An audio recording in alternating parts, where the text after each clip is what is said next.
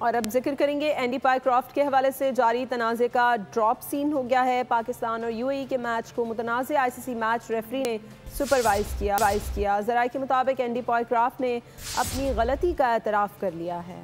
हक और सच का हुआ बोलबाला, पाकिस्तान के दुश्मन का मुंह हुआ काला। भारत के ले पालक नमकख्वार पालतू उनके इशारों पर दुम हिलाने वाला एंडी पायक्रॉफ्ट आखिरकार घुटनों पर आ गया। पाकिस्तान से मैच के दौरान भारतीय सहूलतकारी पर माफी मांगकर ही उसकी जान बख्शी हुई। पीसीबी ने अपने कार्ड्स इंतहाई मुशावरत से खेले। एक जानिब आईसीसी पर दबाव बरकरार रखा तो दूसरी तरफ एंडी पायक्रॉफ्ट के हवाले से गैर लचकदार रवैया अपनाया। साबिक जिम्बाब्वियन क्रिकेटर ने भारतीय छतरी के साए तले अपने आप को महफूज जाना, जो उसकी संगीन गलत फहमी साबित हुई। चेयरमैन पीसीबी मोहसिन नकवी ने मामले की संगीनी और अहमियत के पेश नजर अपने रुफ़का के अलावा पीसीबी के 2 साबिक सरबराहान नजम सेठी और रमीज राजा को भी मुशावरत के लिए तलब किया। ज़राए के मुताबिक दोनों के फीडबैक ने भी चेयरमैन पीसीबी को फैसले पर पहुंचने में बहुत मदद की।